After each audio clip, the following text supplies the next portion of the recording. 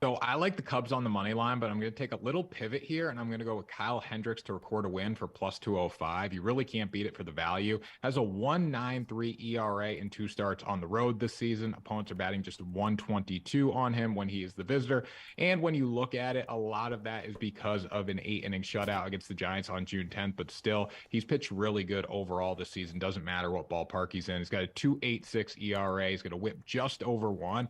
And for plus 205 with the value here, it's hard to beat, especially against the Pirates team that hasn't won in 8 games. They also have been shut out in three of their past 4 games. They just simply haven't looked the part. Now, the second part of this for him to pick up a win today is obviously for him to leave the game with a lead. And I think it's very possible with Rich Hill on the bump. He's given up 17 earned runs in his past 5 starts. I like the Cubs offense to stay hot. Big win yesterday and the day before. And for Kyle Hendricks to pick up the win with a strong performance.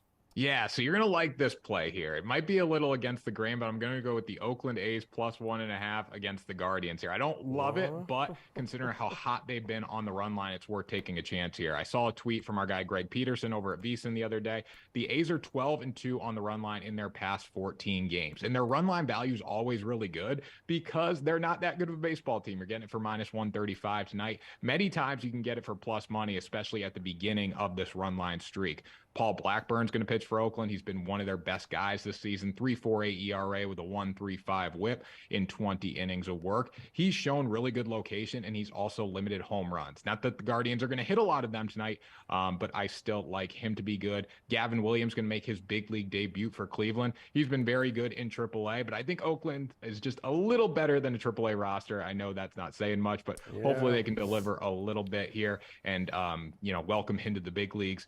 For the streak, 12-2 in their past 14 games on the run line, it's hard to go against them, especially when they're facing a pitcher making his debut. Mike Trout over 1.5 hits plus runs plus RBIs, a little juiced at minus 130, but it's definitely worth taking here. The Dodgers are going to throw Michael Grove most likely tonight, and he's going to give up runs. He's got an 8.1 ERA in 30 innings on the mound this season, 27 earned runs over 30 innings. That's terrible. So I like Trout to get the best of him tonight.